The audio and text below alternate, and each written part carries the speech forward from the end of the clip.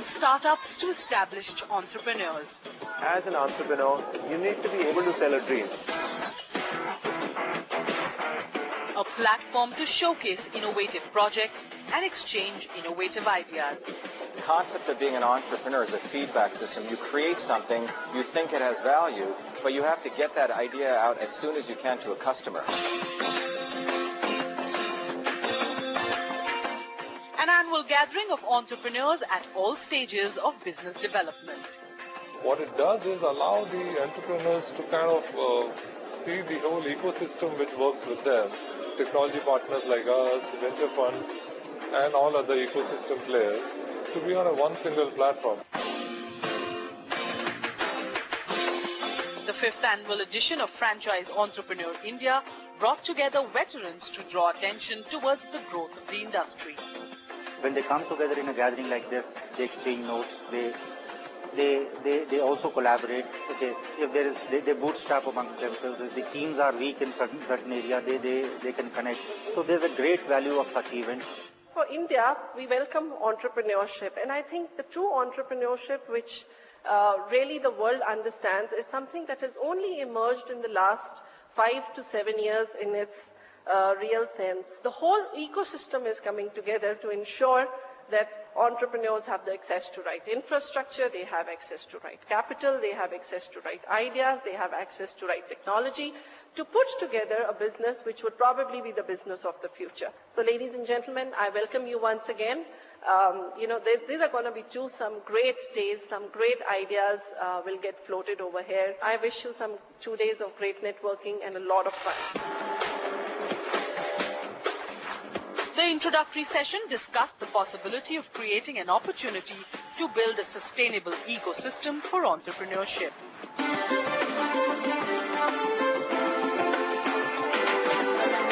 If the country is really opening up and there are opportunities, there should be an ecosystem which really encourages these entrepreneurs, these startups to come forward.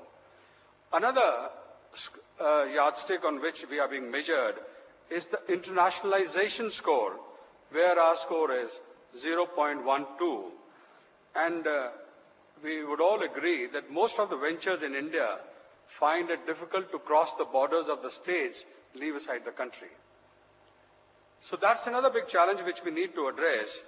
And another pillar is the technology adoption, where again India scores 0.11.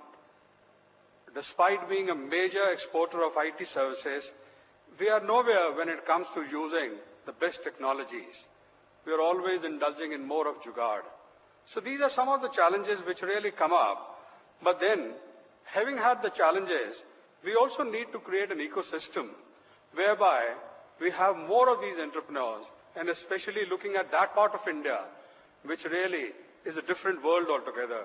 Places like Devriya, Ghazipur, and the others which are there all across the country. With a country which has got more than 60% of the population in rural India, we need to talk of rural entrepreneurship. We need to talk of social entrepreneurship, where we can create an ecosystem where social innovations are also celebrated, supported, and incubated, mentored and incubated. So how do we do that? The policy that we have unveiled, the government has unveiled, I think talks about it, lays great emphasis on social entrepreneurship, grassroots innovations, and overall an entrepreneur culture which supports innovation. As Mr. Nath has also mentioned, I think the data also supports it. In India, even whatever entrepreneurship we have got today, more than 70% of it is necessity-driven, improvement-driven. There's very little of innovation-driven entrepreneurship. If we can have innovation-driven entrepreneurship, the job creation will be very high, wealth creation will be very high, and the societal benefits will also be very high. The world needs India, and you are sitting at a fantastic time. Don't lose a breath of your life. Create something that you believe in. If you believe, one word if I want to convey is a sense of purpose. The visions and goals and everything follows if there's a sense of purpose. If you are determined and it's coming from your heart to do it, do it. If an idea, this mind rules the world, if an idea comes, there is no resource short enough then. Money will chase you. Resources, people will be attracted to your story. What else? Only thing short which can't be recovered is time. So later in life you'll realize that money can come, people will come and go, but time only goes away. Don't lose a breath of your life if you have that dream. If you don't have it, scratch your head, create one. God's created everyone in such a way that there is something for him or her. Find it. It'll come from within. Thank you, everybody.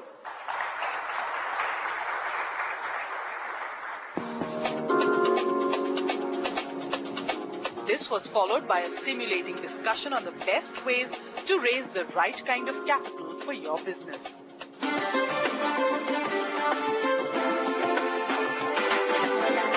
Broadly speaking, I think many of us, the first principle is who you're backing, right? So there's a tremendous amount of weightage on who's the team, who's the founder, what are their motivations. I think the second piece that you try and figure out is venture rides a trend. It's very hard for one company to make a market. So I think it's important to be able to see either a macro or a particular wave coming. The challenge in venture is, do you go too early, do you go too late? But it's very hard for one company to build an industry.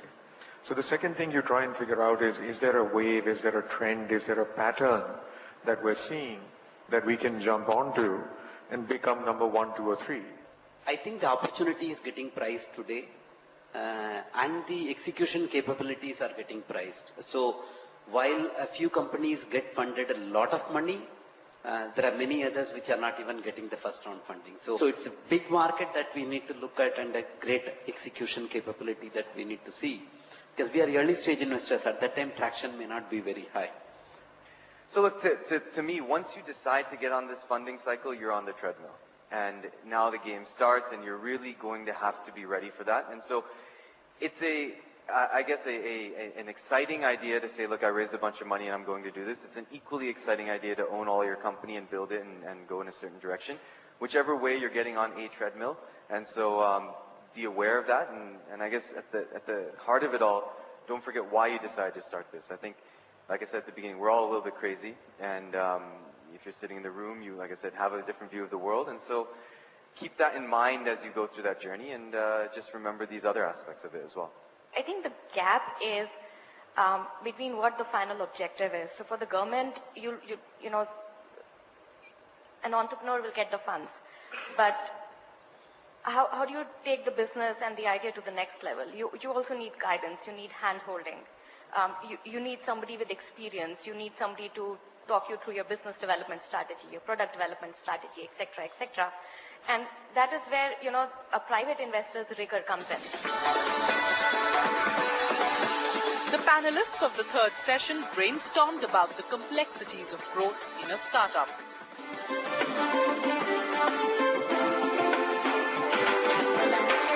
Finding the right investor who can help you capitalize as competition intensifies, as new opportunities open up, is a very, very critical thing. And a lot of people with great products, great teams, etc. get stumped because this part of the equation perhaps may be incorrect. So I think that's a very, very critical thing. It could be one partner, it could be multiple partners, but I would really suggest those of you who are building startups and now getting into this hyper-growth phase, get the right partner and investor. One of the key critical things for any startup is decision-making ability, right? And Ashish spoke of how founding teams and senior management is more often than not, by virtue of the space on fundraising and looking after other larger business aspects, and execution suffers. So decision-making ability, I think for a startup, it's key to have the ability to make decisions fast and quick. We want to be into a fulfillment space. We want to fulfill each and every product which is being sold online. Shipping is one part of it. Can we get into fulfillment? Second, identify all the new opportunities which can enhance your core, and you can start building around it. It's almost like building walls around the business, as Dhruv had mentioned earlier. The third is more around investing in technology, investing in automation, and most importantly, investing in the right people. Getting the right talent, retaining the talent, and ensuring that building an ecosystem where they are able to perform their best. And that becomes very, very critical as you start growing. See, one of the mistakes we made, and this is going back a few years now, right, and we were one of those who were fortunate enough to raise money on just a PowerPoint presentation. We didn't have a concept at that point in time. And we then put in a lot of money at that time on television. And this is going back 2006 when, you didn't really have any of the online companies going and advertising offline. We had such a huge surge of volume and demand that our systems completely collapsed, and it took us almost 6-7 months in terms of being able to put our systems right, and we lost a lot of customers in that bargain. But I think in our scenario, we were fortunate we didn't have that much competition and we could do that. In today's environment, I don't think you have that flexibility. So if you don't test the concept out, firstly in a limited way, to make sure that you validated all the assumptions, your processes are streamlined, your value proposition to the customer is accurate, you won't really have a second chance. So you don't want to be in a scenario where you suddenly scale up large, then realize things have fallen apart and not have a fallback plan. As we summarized as we went along, I don't feel the need of summarizing it once again. I think it was very clear, the 3 or 4 themes that came around, which were around people, around processes, around great partnerships, getting the right investors in the journey, and finally, I think, managing yourself and managing stress, and being, I think, rooted to the ground, and I think being humble and humility perhaps takes you the furthest. So with that, thank you very much. Our next category is the Professional Entrepreneur of the Year.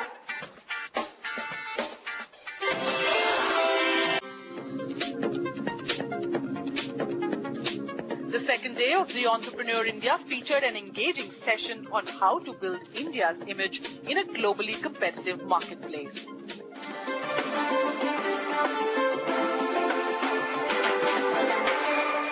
If my Indians are the best in Silicon Valley, why can't they be in India? Only thing is, I feel they have those talents. Only thing is that they need the environment. We are talented people, we are skilled people, only what is required is a little bit modern technologies, the push-ups, brush-ups. I'm involved in promotion of small-scale people, and I started from not SMM, MSME, M is micro. We go up to tiny sector, the small people, on the different levels. So we find there's a lot of talent. Only thing is that they need some teaching, brushing up, systematic approach. And we are the best, and we will be the best. And we are teaching to the world in so many ways. We need to do something to bring the right technology. Because a lot of technologies which were seeing their entry into India, they were not the latest technologies. They were for us, but not for the world. Most of the technologies which were entering India, they had already lost their patent. And many of them were losing their patent rights in few years. Which means that there was a scope of reverse engineering. What does that mean? That means that you know a product, what you want, you develop the product within India, you develop the technology in the R&D center, commercialize the technology, and make the product. We need to create the value for the world from India. The requirement is that the major advantage of that value chain has to come to India. So we have to think new. We have to be innovative, because I believe that innovation is the only way which will keep the market intact, which will make you the leader in the market, and that is something I have done, and I believe that in future most of the entrepreneurs would be following. Make in India program represents just an attitudinal shift in how India relates to investors, not as a permit issuing authority, but as a true business partner. It's designed to facilitate investment, foster innovation, protect intellectual property, etc. We do take care of the barcoding, the intellectual property rights, all other activities, including we give training to all those budding entrepreneurs and existing entrepreneurs. Our next category is the Professional Entrepreneur of the Year. The conference concluded with an exceptional award session that recognized some of the most outstanding entrepreneurs. This moment is fabulous for us, especially for me, because partnering with an entrepreneur has both a business and an emotional decision for me.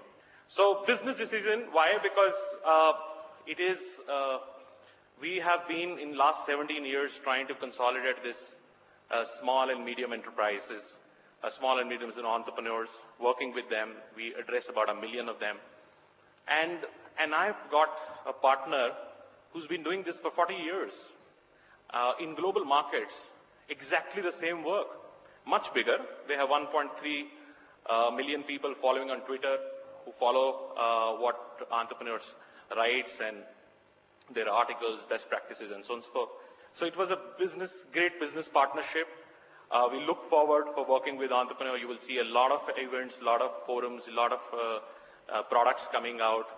We will also work on, we were discussing in the morning to build some educational programs, work with colleges, universities to build entrepreneurship, incubation centers, and so on and so forth.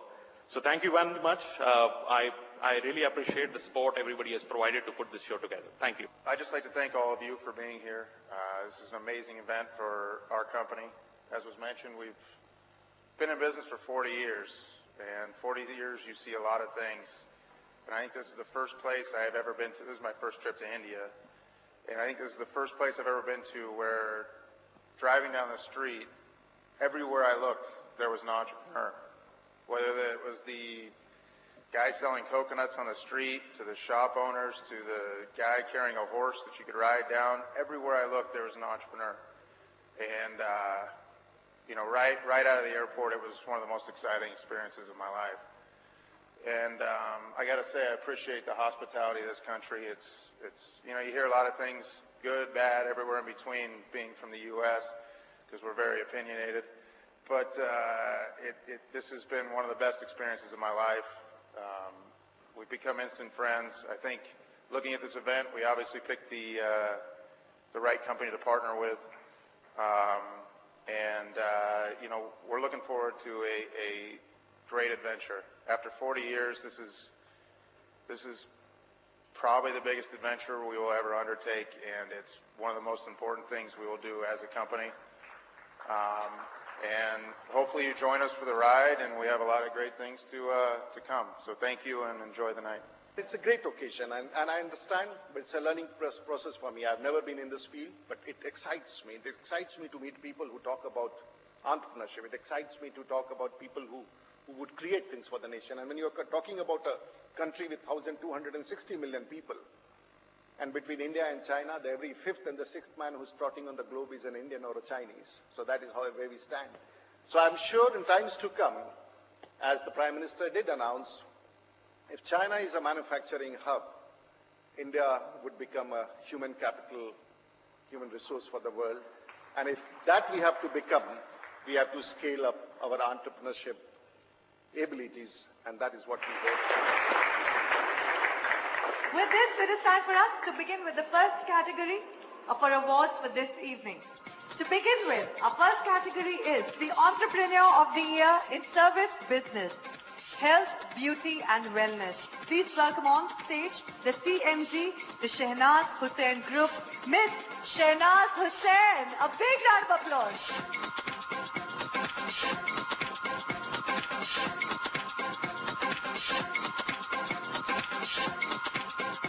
Our next award category is the Entrepreneur of the Year in Service Business, Healthcare.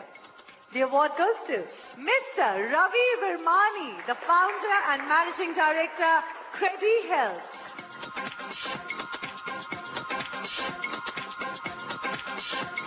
Our next award is for the Entrepreneur of the Year in Service Business, SCM and Logistics. And the award goes to Mr. Vijay Ghadge, the founder and COO, Gojavas.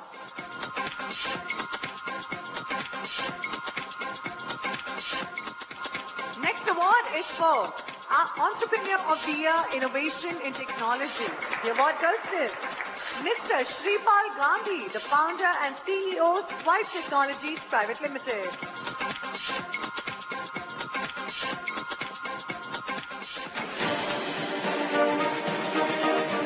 From brainstorming sessions to awarding those who have contributed to the entrepreneurship space.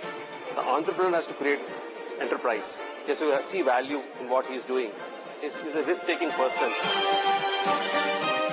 Franchise Entrepreneur India was an event that set benchmarks. Man, entrepreneur, woman would have a lot of dissonance in the head. They have a lot of risk, a lot of questions. What if not? These kind of things. So if in an event like this you can spark one person, address that dissonance and make him fly, I think it'll be a very good company.